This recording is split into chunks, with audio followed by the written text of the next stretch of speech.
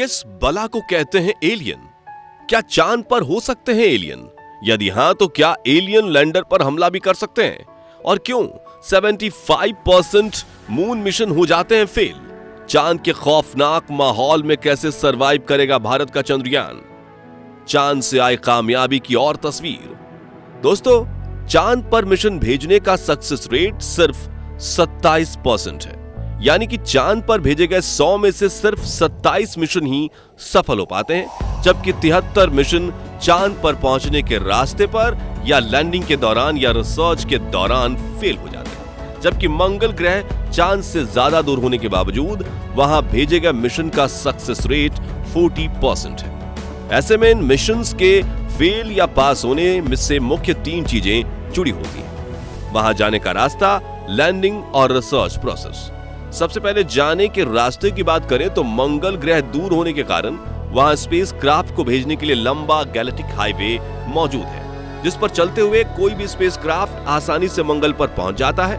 जबकि चांद के पिछले हिस्से यानी कि फार साइड, जहां पर चंद्रयान 3 गया है, वहां जाना काफी ज्यादा कठिन होता है, क्योंकि सबसे पहले तो हम धरती पर बैठकर उस तरफ घूम रहे स्पेसक्राफ्ट से सही कम्युनिकेशन नहीं बिठा पाते और कई बार इसी कम्युनिकेशन गैप की वजह से स्पेसक्राफ्ट अपनी ऑर्बिट से बाहर निकल जाता है और मिशन धरा का धरा रह जाता है। जैसे कि पिछले दिनों भारत से आगे निकलने की कोशिश में रूस ने अपना लूना 25 स्पेसक्राफ्ट को डायरेक्ट रास्ते से चांद पर भेजा था, और जब वो 100 किलोमीटर की कक्षा में घूम रहा था तभी उसकी ऑर्बिट छोटी करने के लिए रूसी स्पेस एजेंसी ने उसके थ्रस्टर्स इंजन ज्यादा फायर कर दिए और नई ऑर्बिट पकड़ने की बजाय वो अपनी ऑर्बिट से भटक गया और एकाएक चांद पर क्रैश हो गया। इसी के साथ रूस का भारत से आगे निकलने का सपना भी चांद की मिट्टी में मिल गया। लेकिन हमारे चंद्रयान 3 ने इस रास्ते को पार करके चांद तक पहुंचने में जीत हासिल कर ली है। अब बात करें लैंडिंग प्रक्रिया की, तो जैसा कि आप जानते हैं मंगल ग्रह पर वातावरण है, इसलिए जब भी कोई लैंडर मंगल की सतह पर लैंड होने के लिए वातावरण में प्रवेश करता है तो घर्षण की वजह से उसकी रफ्तार कम होने लगती है और हवाएं चलने की वजह से आखिर में पैराशूट भी खोला जाता है, जिस वजह से मंगल पर लैंडिंग करना आसान हो जाता है। जबकि चांद पर बिल्कुल पतला सा वातावरण मौजूद है, ऐसे में स्पेस क्राफ्ट को अपनी रफ्तार खुद ही कम करनी होती है और अगर वो नहीं हो सकी तो क्रैश लैंडिंग हो जाती है। इसका सबसे बड़ा उदाहरण है हमारा पिछला मून मिशन चंद्रयान 2। इसमें चांद की सतह से 2.1 किलोमीटर की ऊंचाई पर हमारा चंद्रयान 2 से विक्रम लैंडर का संपर्क टूट गया था और स्पीड कंट्रोल ना होने की वजह से वो चांद की सतह पर टकराकर तहस नहस हो चुका था। हालांकि खुशखबरी यह है कि चंद्रयान 3 ने इस पड़ाव को भी पार करके सफल लैंडिंग कर ली है। अब बात करें मिशन की सफलता से जुड़े हुए सबसे महत्वपूर्ण और आखिरी पड़ाव यानी रिसर्च मिशन पूरा करने की, तो इसमें चंद्रमा की जियोलॉजी, क्लाइमेट कंडीशन और लैंडर व रोवर की मजबूती काफी महत्वपूर्ण किरदार निभाती है। और इस वक्त चंद्रयान 3 अपने मिशन के इसी मुश्किल पड़ाव से गुजर रहा है। दोस्तों, आपको धरती से तो चांद एक गोला दिखेगा, लेकिन असल में यह अंडाकार है।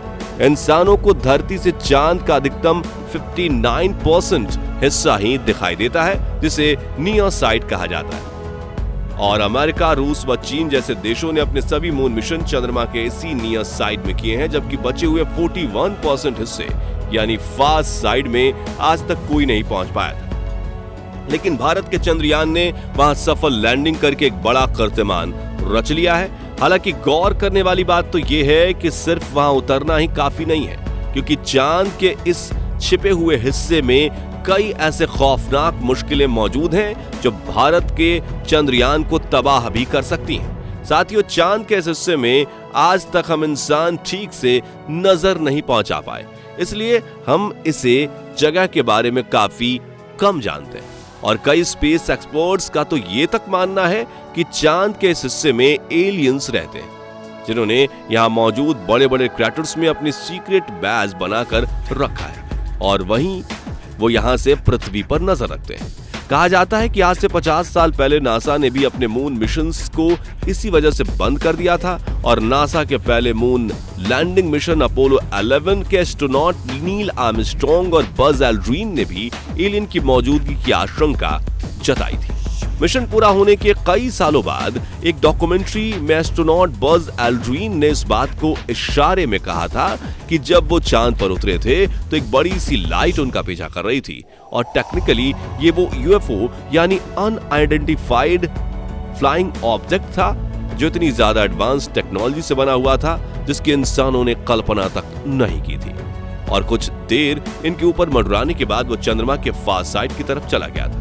यही वो जगह है जहां इस वक्त चंद्रयान 3 मौजूद है। तो क्या सचमुच चांद पर एलियन मौजूद हैं?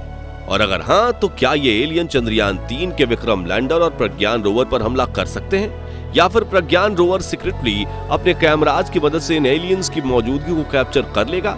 हालांकि इसरो ने अपने मिशन के इस पहलू पर कोई विशेष चर्चा नहीं की है, लेकिन अगर प्रज्ञान रोवर एलियंस की खोज कर लेता है तो ये स्पेस मिशन के इतिहास की सबसे बड़ी खोज होगी, जिससे हम नासा, रूस और चीन जैसे महाशक्ति देशों को पीछे छोड़कर स्पेस रेस में सबसे आगे निकल जाएंगे। असल में दोस्तों, समय समय पर बहुत से लोगों ने इस तरह की बातें और दावे किए हैं, लेकिन हम आपको बता दें कि ये सब सिर्फ कॉन्स्पिरेसी थियरीज हैं, यानी अपने दावों को सही और सच साबित करने के लिए उनके पास कोई सबूत नहीं है।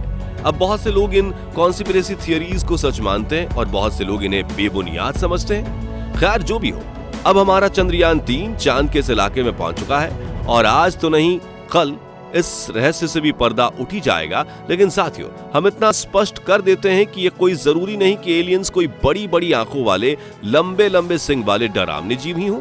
एलियंस का मतलब है नई दुनिया का जीव, यानी हमारे पृथ्वी के अलावा इस समय ब्रह्मांड में पाए जाने वाले सभी छोटे और बड़े जीव को एलियन कहा जाता है। यानी चांद पर किसी भी रूप में पानी मिलता है तो वहां बैक्टीरियाज और वायरस जैसे एलियन होना भी संभव है। लेकिन फिर भी आपके मन में एक सवाल तो जरूरी आ रहा होगा कि जब चांद पर ऑक्सीजन है ही नहीं तो कोई जीव ऐसे कैसे वहां पनप सकता है? तो इस सवाल का जवाब हमारी पृथ्वी पर मिलता है, क्योंकि पृथ्वी पर कई ऐसे बैक्टीरियाज पाए जाते हैं जिन्हें जीवित रहने के लिए ऑक्सीजन की जरूरत ही नहीं है। इस तरह के बैक्टीरियाज को अनॉक्सी बैक्टीरिया कहते हैं। खैर जो भी हो, हमारा चंद्रयान इससे स्पष्ट करने की कोशिश तो जरूर ही करेगा। इसके अलावा दोस्तों, चांद की जियोलॉजी और क्लाइमेट चंद्रयान 3 के रिसर्च मिशन के लिए काफी मुश्किलें खड़ी कर सकती हैं, क्योंकि वहां का इकोसिस्टम पृथ्वी और मंगल की तरह नहीं है। आपको ये जानकर हैरानी होगी कि चांद की सतह पर पिछले करोड़ों सालों से उल्कापिंड की बारिश हो रही है, जिसने चांद की सतह पर बड़े बड़े क्रैटर्स बना दिए हैं। क्रैटर्स 1 सेंटीमीटर से लेकर 2500 किलोमीटर तक बड़े हैं और इनकी गहराई 10-10 किलोमीटर से भी ज्यादा हो सकती है। ऐसे में अगर प्रज्ञान रोवर अपने सफर में किसी क्रैटर के पास जाता है और उसके टायर फिसल जाते हैं तो उसे रेस्क्यू करना नामुमकिन हो जाएगा, क्योंकि इन क्रैटर्स में करोड़ों सालों से सूरज की रोशनी तक नहीं पहुंची और ये अपने अंदर कैसे रहस्य समेटे हुए हैं ये किसी को नहीं पता। वहीं चांद की सतह भी काफी ज्यादा उबड़-खाबड़ है। ऐसे में यहाँ चलना काफी खतरनाक हो सकता है और रोवर के लिए ये काफी मुश्किल टास्क भी होगा। इसके अलावा दोस्तों, चांद अपनी क्लाइमेट कंडीशन से भी स्पेसक्राफ्ट्स पर काफी खतरनाक वार करता है। जहां दिन के समय चांद का तापमान 120 डिग्री सेल्सियस तक पहुंच जाता है, तो वहीं रात के समय यह तापमान धीरे धीरे घटकर -230 डिग्री तक चला जाता है। ऐसे में तापमान में होने वाले इतने बड़े बदलाव की वजह से कई बार लैंडर और रोवर पर लगे उपकरण काम करना बंद कर देते हैं। और आपको ये जानकर ताज्जुब होगा कि इसरो ने चंद्रयान 3 के उपकरण बनाने में कई साल लगा दिए, लेकिन फिर भी ये उपकरण चांद के -डिग्री तापमान में काम करने योग्य नहीं बन पाए हैं। इसलिए इसरो ने दिन के समय में विक्रम लैंडर को चांद पर उतारा है, यानी अगले 14 दिन चांद के इस हिस्से में दिन बना रहेगा और यही चंद्रयान 3 मिशन की अवधि है, जिसके बाद रात होते ही विक्रम लैंडर और प्रज्ञान रोवर के सोलर पैनल काम करना बंद कर देंगे और चार्जिंग खत्म होने पर ये दोनों बंद हो जाएंगे और सदियों तक चांद के इस इलाके पर पड़े रहेंगे। तो दोस्तों, अगर आपको भी इसरो पर गर्व है तो कमेंट बॉक्स में इसरो के स्वर्गीय फाउंडर विक्रम साराभाई को धन्यवाद जरूर दीजिए, क्योंकि उन्होंने ये पहल ना की होती तो शायद आज चंद्रमा पर चंद्रयान होता ही नहीं। आखिर तक देख रहे हैं तो वीडियो को जरूर पसंद किया होगा, तो जल्दी से इसे लाइक और शेयर करके हमें सपोर्ट कीजिए। साथ ही ऐसी कमाल की वीडियोस देखते रहने के लिए हमारे चैनल को सब्सक्राइब करके पास वाली घंटी जरूर बजा दीजिए। और अगर आप ये वीडियो फेसबुक पर देख रहे हैं तो हमारे फेसबुक पेज को भी फॉलो कर लीजिए। धन्यवाद।